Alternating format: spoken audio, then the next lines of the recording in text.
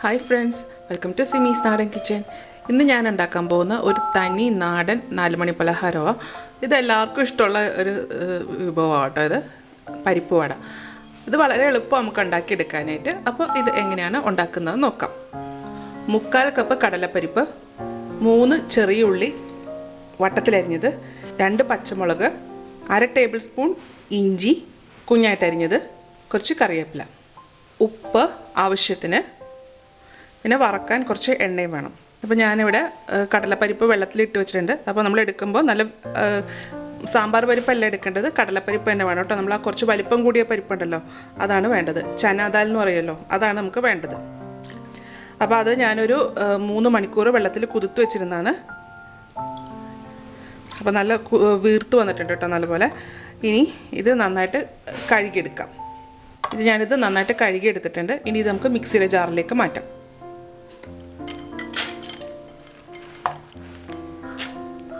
അപ്പോൾ ഇനി ഇതിപ്പോൾ നമുക്ക് അരച്ചെടുക്കണം. ഇതിലേക്ക് വെള്ളം ഒഴിക്കേണ്ട ആവശ്യമില്ല കേട്ടോ. ഇതൊന്ന് അരച്ചെടുക്കുമ്പോഴത്തേക്ക് നല്ല ഫൈനായിട്ടൊന്നും അരയേണ്ട ആവശ്യമൊന്നുമില്ല. നല്ലപോലെ തരി വേണം. തരി ഉണ്ടെങ്കിൽ മാത്രമേ നമ്മൾ പരിപ്പ് വട ഉണ്ടാക്കുമ്പോൾ നല്ല ക്രിസ്പി ആയിട്ട് കിട്ടത്തുള്ളൂ. അപ്പം ഇതിൽ വെള്ളമൊന്നും ഒഴിച്ചിട്ടില്ല. ഇനി നമ്മൾ അരയ്ക്കുമ്പോൾ നല്ലതായിട്ട് അരഞ്ഞു പോകുന്ന പേടിയുണ്ടെങ്കിൽ നമുക്ക് കുറച്ച് പരിപ്പെടുത്ത് വേണമെങ്കിൽ മാറ്റി വെക്കാം. അപ്പോൾ നമ്മൾ ഇങ്ങനെ എടുക്കുമ്പോൾ കുറച്ച് കയ്യിൽ കിട്ടത്തില്ലേ, അത്രയും മാത്രം മതിയാവും. അപ്പം ഞാൻ എടുക്കുന്നില്ല. അപ്പോൾ നമുക്കിപ്പോൾ ആദ്യമായിട്ടൊക്കെ ഉണ്ടാക്കുന്ന ആൾക്കാർക്കൊക്കെ ആകുമ്പോൾ ഇച്ചിരി പേടിയുണ്ടാവും. അപ്പോൾ അങ്ങനെയാണെന്നുണ്ടെങ്കിൽ അങ്ങനെ കുറച്ച് മാറ്റി വെച്ചിട്ട് ഒന്ന് അരച്ചെടുത്ത് വെച്ചാൽ മതി. അപ്പോൾ ഞാനിത് അരച്ചിട്ട് വരട്ടെ കേട്ടോ. ഞാനിത് അരച്ചെടുത്തിട്ടുണ്ട്. അപ്പോൾ ഇത് നല്ലപോലെ ഒന്നും അരച്ചിട്ടൊന്നുമില്ല, നല്ലപോലെ തരിയുണ്ട്. ചില പരിപ്പൊന്നും അരഞ്ഞിട്ടൊന്നുമില്ല, ആ ഒരു പരുവത്തിലാണ് കിടക്കുന്നത്.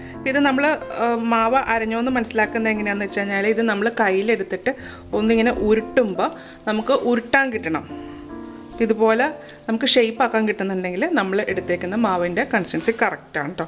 അപ്പോൾ നമുക്കിത് വേറെ പാത്രത്തിലേക്ക് മാറ്റാം.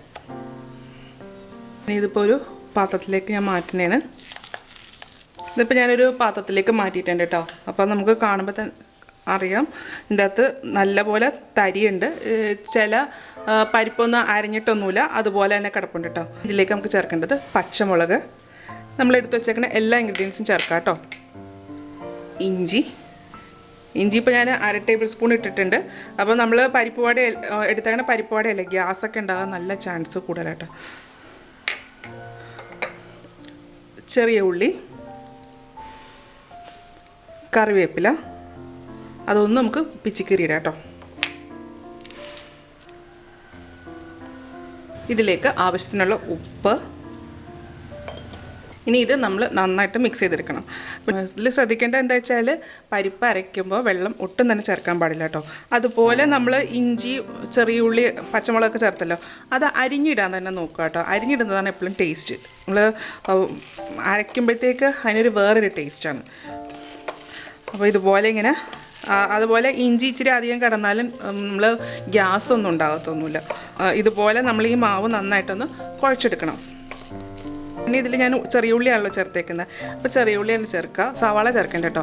ട്രഡീഷണൽ രീതിയിലാണ് നമ്മൾ പരിപ്പ് വട ഉണ്ടാക്കുന്നതെന്നുണ്ടെങ്കിൽ ചെറിയ ഉള്ളി തന്നെ ചേർക്കണം. ചെറിയ ഉള്ളിയാണ് സവാളേനേക്കാളും ടേസ്റ്റ് കേട്ടോ. അപ്പോൾ ഞാനിവിടെ ഈ മാവും കുഴച്ച് വെച്ചിട്ടുണ്ട്. ഉപ്പൊക്കെ നോക്കുക, കറക്റ്റ് ഉപ്പാണോ നോക്കുക. ഇല്ലെന്നുണ്ടെങ്കിൽ ഉപ്പൊക്കെ ചേർക്കുക കേട്ടോ. അപ്പോൾ നമ്മുടെ പരിപ്പ് വടയുടെ കൂട്ട് റെഡി ആയിട്ടുണ്ട്. ഇനി ഇത് നമ്മൾ പരിപ്പ് വടയുടെ ഷേപ്പ് ആക്കി എടുക്കണം. അപ്പോൾ ഞാനിപ്പോൾ ഇത് ഉരുട്ടിയെടുക്കാൻ പോവാണ്. അപ്പം അരവ് കറക്റ്റായിട്ടില്ല എന്നുണ്ടെങ്കിൽ നമുക്ക് ഇതുപോലെ ഇങ്ങനെ ഉരുട്ടി ഷേപ്പ് ആക്കാൻ പറ്റത്തില്ല. അതുപോലെ നല്ലപോലെ അങ്ങോട്ട് വെണ്ണ പോലെ അങ്ങ് അരഞ്ഞു പോകുകയെന്നുണ്ടെങ്കിൽ നമുക്ക് ആ പരിപ്പ് വടയ്ക്ക് ആ ഒരു ക്രിസ്പിനെസ് കിട്ടത്തില്ല കേട്ടോ. അപ്പോൾ നമുക്ക് കുറച്ച് തരിയോടുകൂടി തന്നെ വേണം ഇത് അരച്ചെടുക്കാനായിട്ടോ. ഇനി ഇതൊന്ന് ഞാനിപ്പോൾ ഉരുട്ടിയിട്ട്, നമുക്കറിയാമല്ലോ പരിപ്പ് വടയുടെ ഷേപ്പ് എങ്ങനെയാണെന്നറിയാമല്ലോ, എന്നിട്ട് ജസ്റ്റ് ഒന്ന് പരത്തി കൊടുക്കാം.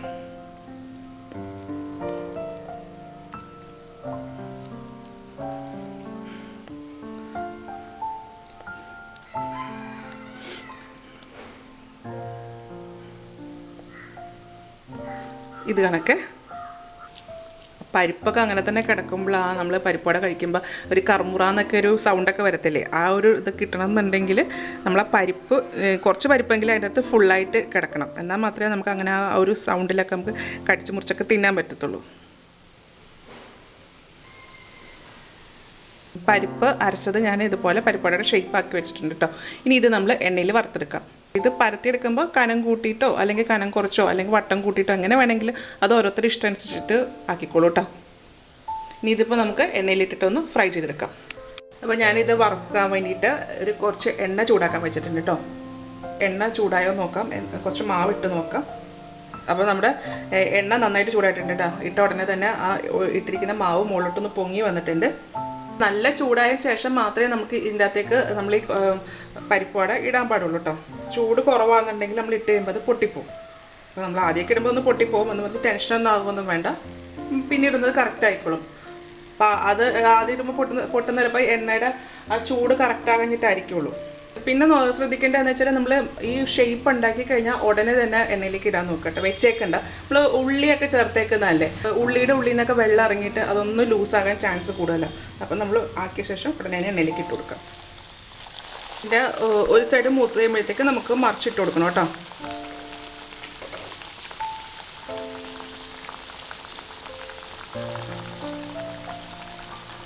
അതുപോലെ ഇത് ഗോൾഡൻ ബ്രൗൺ കളർ ആകുമ്പോഴത്തേക്ക് നമുക്ക് ഇത് എണ്ണയിൽ നിന്ന് കോരിയെടുക്കുകയും ചെയ്യാം. ഒരു മീഡിയം ഹീറ്റിലാട്ടോ കിടക്കുന്നത്. അത് എണ്ണ നന്നായിട്ട് ചൂടായതിന് ശേഷം നമ്മൾ ഇട്ടതിന് ശേഷം ഞാൻ ചൂടൊന്ന് കുറയ്ക്കുകയും ചെയ്തിട്ടുണ്ട്. അപ്പം ഇത് മീഡിയം ഹീറ്റിൽ കിടന്നിട്ടാണ്, മീഡിയം ഫ്ലെയിമിൽ കിടന്നിട്ടാണ് ഇതിപ്പോൾ വേകുന്നത്. അതല്ലാന്നുണ്ടെങ്കിൽ ലോ ഫ്ലെയിമിലേക്ക് മാറ്റിക്കഴിഞ്ഞാൽ അത് എണ്ണ ഭയങ്കരമായിട്ട് കുടിക്കും, ചൂട് ഭയങ്കരമായിട്ട് കുറയുമ്പോൾ.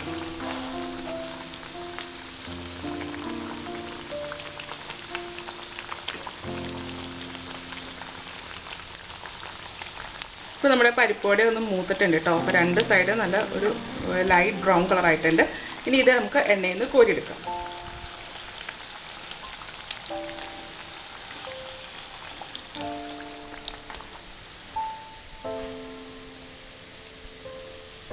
ഇത് കണക്കാന്നേ, ഇതുപോലെ നമുക്ക് എല്ലാം ഒന്ന് വറുത്തെടുക്കാം. അപ്പം നമ്മുടെ പരിപ്പുവട ഞാനെല്ലാം വറുത്തെടുത്തിട്ടുണ്ട്. നല്ല ക്രിസ്പിയാന്നേ, നല്ല മുരുമുരാന്നുണ്ട്. ഇപ്പം ഞാൻ പറഞ്ഞല്ലോ, നമ്മൾ ആ നല്ലപോലെ അരയാതിരിക്കുവാണെങ്കിൽ മാത്രമേ നമ്മൾ ഉണ്ടാക്കുന്ന പരിപ്പുവട നല്ല ക്രിസ്പി ആയിട്ടിരിക്കത്തുള്ളൂ. അപ്പം കണ്ടോ, നല്ല നല്ല നല്ല മുരുമുരാന്നാണ് നമ്മുടെ ഈ പരിപ്പുവട ഇരിക്കുന്നത്. നല്ല ചൂടുണ്ടേ. അത് പൊട്ടിച്ച് കാണിച്ചു തരാം, ചൂടില്ലാത്ത എടുത്തിട്ട് പൊട്ടിച്ച് കാണിച്ചു തരാം. കണ്ടോ, ഇതാണ് ഉള്ളിൽ ഇങ്ങനെ ഇരിക്കുന്നത്. പുറമേ നല്ല ക്രിസ്പിയും ഉള്ളിൽ ചെറുതായിട്ട് എന്ന് പറഞ്ഞിട്ട് ഒരുപാട് സോഫ്റ്റ് അല്ല, എന്നാലും മൊത്തത്തിൽ നല്ലൊരു ക്രിസ്പി ആയിട്ടുള്ള ഒരു പരിപ്പുവടയാട്ടോ ഇത്. അപ്പോൾ ഇത് എല്ലാവരും ഒന്ന് ഉണ്ടാക്കി നോക്കുക. ഉണ്ടാക്കി നോക്കിയിട്ട് ഇതിൻ്റെ അഭിപ്രായം എൻ്റെ കമൻറ്റ് ബോക്സിലിടുക. വീഡിയോ ഇഷ്ടമായെന്നുണ്ടെങ്കിൽ സബ്സ്ക്രൈബ് ചെയ്യുക, ലൈക്ക് ചെയ്യുക, ഷെയർ ചെയ്യുക. അപ്പോൾ ഇനി അടുത്ത ദിവസം അടുത്ത റെസിപ്പി ആയിട്ട് കാണാം. Thank you.